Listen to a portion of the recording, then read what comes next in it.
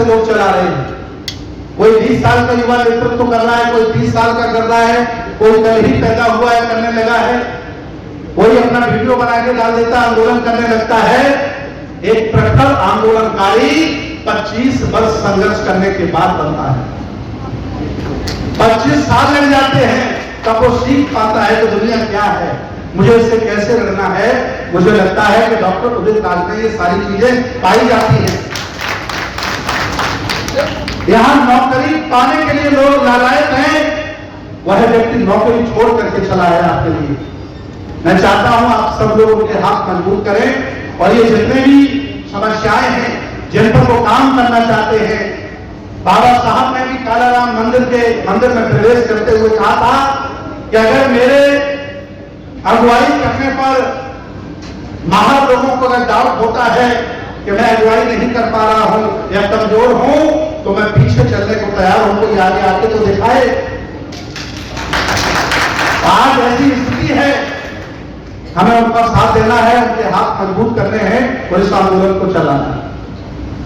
बहुजन समाज में काम करते हुए आप सम्मान की आशा ना करें, क्योंकि बहुजन समाज के लोग जिंदा पर कभी सम्मान नहीं करते हैं, मरने के बाद पूजा जरूर करते हैं।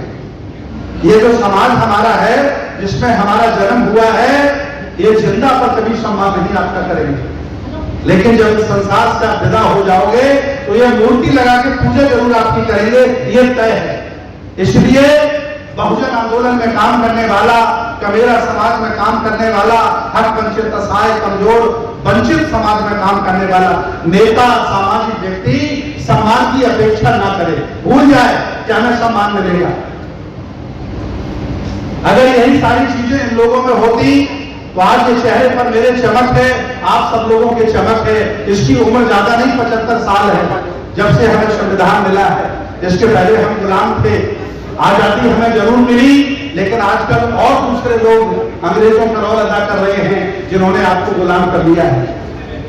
अगर यही सिलसिला टेम्पो रवैया आपका रहा, चंदा करके कार्यक्रम कर लेना और डेढ़े में ले पाना, ऐसे ही अगर आप करते रहे तो जो कुछ आपके हाथ में बचा है वो भी जाता रहेगा, कुछ कर नहीं पाओगे। इसलिए मैं चाहता हूं सामाजिक आंदोलन चलाने वालों की टीम परिषद बना दे, धार्मिक आंदोलन करने वालों की टीम परिषद बनाए, राजनीतिक आंदोलन करने वालों की टीम परिषद बनाए और आर्थिक आंदोलन, सरकारी सेवाओं से जुड़ा हुआ आंदोलन करने वालों की टीम परिषद बनाए और चारों पांचों टीमें आपस में एक दूसरे के विरोधी ना हो। अरे कम संख्या वाले लोग आपस में मिल गए और मिलकर के पूरे देश पे कब्जा कर लिया है। आपके पास तो कोई लोगों की कमी नहीं है, फिर भी लाइक माइंडेड लोग अलग अलग दिशा में मिलकर के काम करें तो मुझे लगता है ज्यादा अच्छा परिणाम आएगा। और परिणाम ही नहीं आएगा बल्कि संपूर्ण आजादी की तरफ हम चल पड़ेंगे। ये निर्णय हमें आज लेना पड़ेगा। जैसे मैं सतत पूरे देश में घूम रहा हूं, धार्मिक जितना भी काम हो, धर्म से रिलेटेड कुछ भी करना हो, मुझे परिषद कहे कि भट्टे जी ये काम करना है, मैं हमेशा उस जिम्मेदारी को स्वीकार करने के लिए तैयार हूं। और इस बहुजन समाज में मैं बार बार कहता हूं, आज फिर कह रहा हूं कि जितने ज्यादा जातिवादी वो नहीं है जिन्होंने हमें गुलाम बना के रखा है, उनसे कई गुना जातिवादी हम लोग हैं। मैं बहुत भिक्षु हूं, मुझे 26 साल हो गए जीवन पहने। मैं रोज देखता हूं लोग मुझे खाना खिला देते हैं, बाद में कहते भट्टी जी कौन बिरादरी के हो।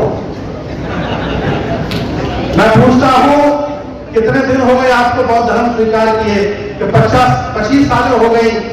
सोचिए 25 साल में जाति नहीं छोड़ पाए और धर्म में शामिल नहीं हो पाए। जबकि बुद्ध कहते हैं कि नदियां जब तक बहती हैं अपने क्षेत्र में उनका अपना नाम होता है, और जब नदियां जाकर के समुद्र में गिर जाती हैं उनका कोई नाम नहीं होता है। यह बुद्धरूपी समुद्र है। जब आप यहाँ आ गए हैं तो क्या जाति बिरादरी देख रहे हो? दर्द देखो, हमारे आपके दर्द एक है, समस्याएं एक हैं, हम वंचित हैं, कबीला हैं, असहाय हैं, और मिलकर के साथ दीजिए, जाति पे मत दीजिए। इस देश भारत में जातियों के किले बहुत बड़े बड़े बनाए गए, मैं नाम नहीं लेना चाहता हूं। चाहे वो राजनीतिक के लिए हो, चाहे वो सामाजिक के लिए हो, लेकिन उस बड़ी ताकत के सामने ढह गए, चल नहीं पाएंगे। अगर आप भी जातियों के किले बनाते रहोगे, एक एक करके मारे जाओगे, कुछ कर नहीं पाओगे। मैं चाहता हूं कि बहुजनों का किला बनाइए, शोषितों का किला बनाइए, वंचितों का किला बनाइए, हक वंचित असहाय और कबीरों का किला बनाइए।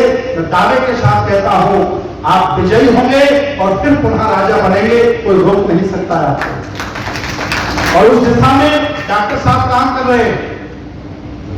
मैं जब किसान आंदोलन में पहली बार गया तो भाई वहां जो जाट गुर्जर समाज के लोग, उन्हें ये पता नहीं था कि हम भंते जी होते हैं। तो हमसे कहते थे, बाबा जी आप आ गए, योगी को नहीं समझा पाए आप। उन्हें ये पता ही नहीं, देखा शरीर का बड़ा है, बाबा का भी बड़ा है, और ये भी ऐसे घूम रहे, ये भी घूम रहे। अब उन्हें पता नहीं था कि वो बाबा अलग है, हम बाबा अलग हैं। ये 5-4 महीने लगे, मंच पे हम बोलते थे, तब जाके पता चला अच्छा ये जयभीम वाले बाबा दूसरे बाबा हैं। एक पावर बना ना। अगर हम नहीं जाते तो कैसे लोगों को पता चलता कि बौद्ध धर्म भी होता है और भंते जी भी होते हैं। इसी तरह से हमें काम करना पड़ेगा, इसी तरह से हमें एक दूसरे को समझना पड़ेगा। एक रमाकांत यादव है, उत्तर प्रदेश के बड़े मजबूत नेता हैं। मैं उनके घर गया, मैंने कहा यादव जी आप 4 गाड़ियां और ले लीजिए, 20-25 राइफल वाले रख लीजिए, लेकिन आप मानसिक गुलाम हैं तो हैं कि कैसे महाराज हम गुलाम हैं, हमने की कलावा जो पहन के घूम रही हो गुलामी चाहिए है। तो रमाकांत यादव उसी दिन कैसी मंगा करके कलावा काट देते हैं और कहते हैं कि हमसे छोटी उम्र का बाबा हमको ज्ञान दे रहा है। लेकिन हमारी समझ में ये बात आई। आप समझिए, मानसिक गुलामी, राजनीतिक गुलामी, सामाजिक गुलामी, धार्मिक गुलामी जब तक हम करते रहेंगे, हम कभी भी शासक नहीं बन सकते, कभी भी सुपर नहीं बन सकते। ये हमें त्यागनी होगी और कोई हमें लीडर चुनना पड़ेगा। इस आंदोलन के लिए डॉक्टर उदय साहब से अच्छा कौन लीडर है आप बताइए? कोई और अच्छा है? अगर इन्हें भी वो होता तो ये भी घर में बैठे होते। इनकी पत्नी अफसर है, ये खुद अफसर थे, क्यों रोडों पर निकल आए? ये भी बड़ी कोठी बना करके बैठे होते। लेकिन इनके कुछ कुछ मन में है, ये करना चाहते हैं, आग लगी है इनके मन में, दिल में। इसलिए हम सब लोग इनका साथ दें। और मैं ऐसे बौद्ध भिक्षु पूरे परिश्रम से अपील करता हूं, धर्म के तौर पर मुझे कोई भी काम आप दीजिए, हम उम्मीद हमसे करिए, याचना अपेक्षा करिए, मैं हमेशा आपके साथ लगा हूं और करता रहूंगा। बहुत बहुत धन्यवाद, बहुत बहुत साधुवाद। अगर आपने अभी तक हमारा चैनल सब्सक्राइब नहीं किया है तो सब्सक्राइब करें और घंटी का बटन बिल्कुल भी दबाना ना भूलें, ताकि सभी लेटेस्ट खबरें पहुंच सकें आप पे सबसे पहले।